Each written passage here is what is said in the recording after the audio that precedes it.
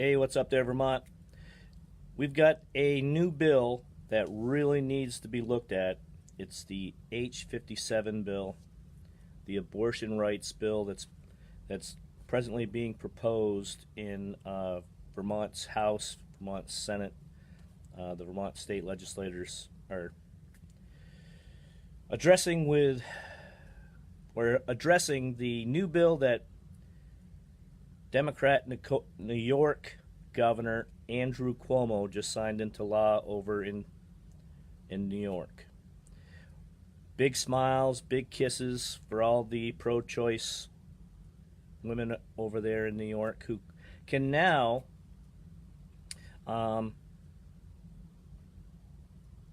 pretty much murder their baby, even if it's out of the wound, out of the wound, the womb. I'm sorry, the wound, out of the womb of a baby's mother's. Uh, let's start over. Here we go. Democrat New York Governor Andrew Cuomo just signed into law over New York rights for abortion while stopping lethal injection in the state of New York for criminals. He has now allowed parents and a doctor, once a baby is born, basically to end that child's life if it's not wanted, even if it's able to live outside of the womb of the mother. Very interesting legislation. Hey, David Wickham, how are you? Bob Bindert, hopefully I enunciated that correctly. And David, I will, when I get online, I'll read your comments, sir. Just wanted people to get out there to really, this is some pretty interesting legislation. Vermont now, I mean, we already know Vermont's stand when it comes to ending the life of an adult that has committed a murder, some real, heinous crime. Yet now you're allowed to take a child's life, or a newborn child's life. If there's a defect, you can end that child's life. Some kind of deformity, you can end that child's life. And as much as New York Democrat Mayor Andrew Cuomo is cheering his Spartacus moment on morality, let's face it, he likes to try to tie it into the religious realm because of the sexual abuse communities, whether they're adults taking advantage of children, etc. But let's face it, this is a real serious morality issue. It has, I mean, you're stopping lethal injection of known criminals that have taken life, committed murder, but yet now you're legalizing it if parents don't necessarily like the way their baby looks when they're born. Or, I mean, let's face it, this is all about a 2020 possible run for New York Democrat Governor Andrew Cuomo. And as much as he's out there, his big old Spartacus moment of courage, I don't think it's very courageous at all. To take the life of a child, just in case, if it has some kind of deformity, some issue, it's a morality issue. It's not really has. I mean, let's do what they're doing. Let's divide church and state. You're unable to end a serial killer's life via lethal injection or some other means, and yet you're able to make a decision with your doctor whether to murder your child or take a child's life that is completely helpless. They're flipping the script on morality, and it just I'm not supporting it. And I'm certainly not.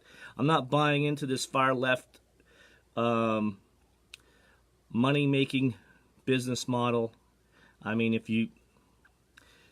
let's face it, many of their donors are profiteering off of this sale of human baby tissue, and I don't know. Take a look at the Vermont bill. It's H.57 in the Vermont House and the Vermont Senate. You're going to hear all kinds of stuff from the representatives. They're going to say, well, we're shelving it, or it's in committee. And you're definitely going to hear the pro-choice women telling you that they don't want you in their womb. So, it has nothing to do about that. It has a lot to do about morality. If you're unable to end a serial killer's life with lethal injection in New York or some other means, and yet you're able to end an infant's life just because of some genetic disorder or some issue, I mean, come on, that's a major flip of morality, and I would think Vermont is a lot better than that. I would think America as a whole is a lot better than that, and I don't know, I'm not buying it. I'm certainly not. If Andrew Cuomo is running for president in 2020, one of the 40 plus getting ready to launch their exploratory committee so they can raise funding on these platforms while not offering any kind of economic prosperity for people to afford, working one good paying job with benefits. I mean, let's face it, this Medicare for All plan is a paid-in program that Americans have paid in. Now they want to nationalize it, just like socialism or any Marxist or communist country, so then they can dictate who gets what medical care. Now we got Kamala Harris out there. She wants to take... Now listen, I may be joking around a little bit with some insurance agents. We all know that there's some good insurance agents out there. There's also some lying insurance agents that'll sell you anything just to make their commission. So, Kamala Harris comes out. She wants to get rid of private insurance. Here we go. Another one of those again. Another good old socialized medicine model. And I thought we lived in one of the best medical communities on the planet. Innovation, entrepreneurial spirit, offering cures for some of these diseases. Meanwhile, we've got measles breaking out over in Washington State. They won't give the funding in order to address the populated areas where people are, just where there's no barriers. They want to push, some new drones technology. They approved $46 billion in 2013, and we all have realized now it's all about who gets the credit. So, stay engaged. We would love to hear some input. Vermont taxpayers are really getting ready to see a serious tax code issue with this new $500 million, taxpayer funded climate change carbon tax multi-tiered initiative getting ready to be passed down in Montpelier. And we would like to hear from several of the business owners across the state of Vermont. They only invite certain individuals that agree with their decarbonization methods in the state of Vermont. It is a serious tax code that is going to go after $500 million a year, super aggressive, 200 miles worth of industrial wind turbine farms across all the nice Green Mountain ridges, 30,000 acres of solar farms. We've got so many abandoned buildings across the state of Vermont in 14 counties, just sitting there decaying, and yet they want to, just leave them there. You would think they would start some kind of a cost of living and the affordability here in the state of Vermont. They don't mind allowing homeless veterans and homeless people to live out in the streets with no home, no heat during a very cold winter in the state of Vermont, because let's face it, climate changes up here all the time. And it just seems to be a very interesting way to funnel more money out of a state that claims low unemployment.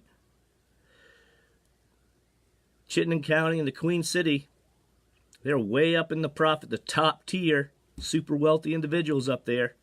Meanwhile, there's 13 counties across the state of Vermont that are living in despair and poverty because there's no good paying jobs at good companies. Where's the 18,800 jobs that this decarbonization method? I mean, how many installers are going to go out and install the 30,000 acres of solar farm, and once they're done installing, they're then laid off, and they've got to go find work in another industry?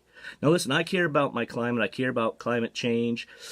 I've been listening to this for over 20 years when I was off in the U.S. Naval Submarine Service when it was global warming.